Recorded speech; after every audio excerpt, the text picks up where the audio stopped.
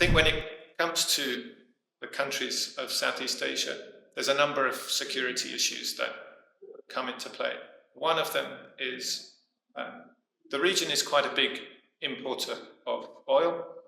That comes with a number of financial and energy security implications.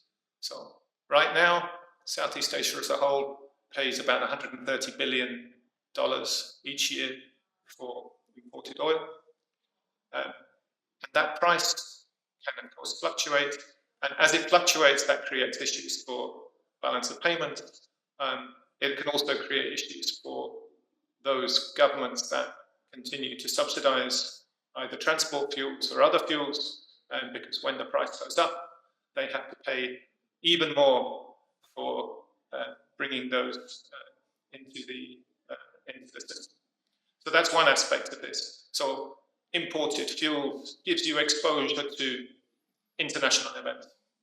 I think what is interesting for us is also another set of energy security issues that we are increasingly focused on at the International Energy Agency, and that's in the electricity sector. So as your electricity system changes, as you introduce more renewable power, as the role of electricity in your system increases, as your demand for cooling rises, you have to watch very carefully for strains on the electricity system. And so an increasing amount of our own work is about ensuring that we have adequate systems in place, adequate investments in place, and that allow for the system to manage those evolving needs for energy. One last thing that is very much on our radar screen is the resilience and diversity of clean energy supply chains.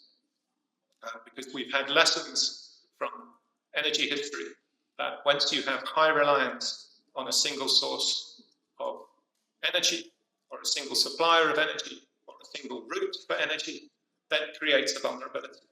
And that's a lesson that we've learned for fossil fuels.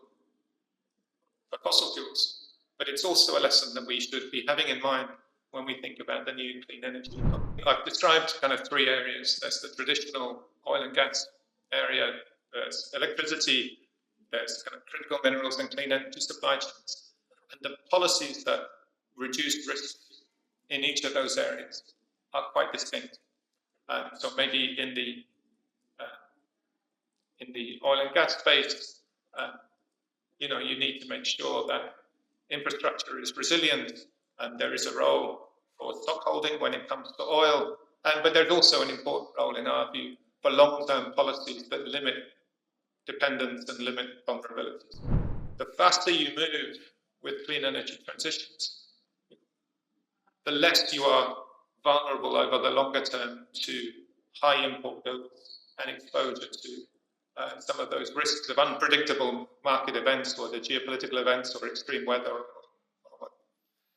In the electricity sector, I think the watchword for the future of electricity security is flexibility, because you will need to make sure that you have sufficient flexibility in the system to manage those peaks in demand, but also the variability on the supply side that comes with introducing wind and solar into your mix.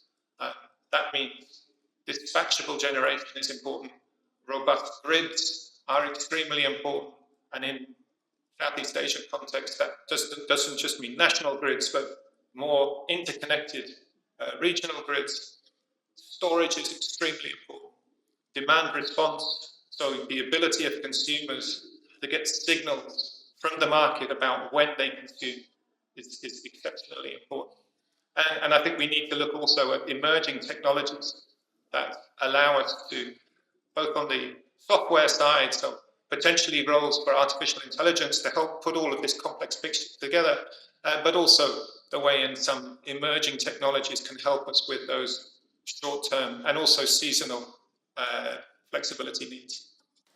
And then finally, on the critical minerals side and clean energy supply chains, in a way, some of the watchwords there are similar to the first. So it's all about resilience, trying to make sure that you're not too dependent on a single source. And then, having in mind that, Southeast Asia has some real potential to expand its role in that element of the clean energy economy.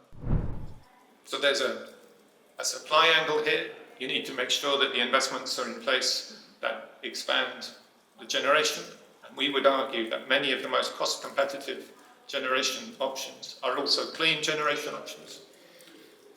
There's the infrastructure component.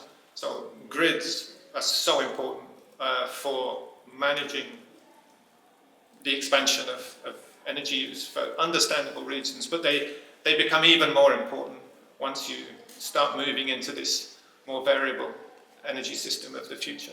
And the larger the area that you're balancing across, the more resilient you are. So if you can make progress towards a more regional approach to electricity, cross-border interconnections, that in the end helps everyone, because it means that, if there's a shortfall in generation in one part of a big system, there are always other elements that can compensate, and in a well-connected system, it's much easier to manage.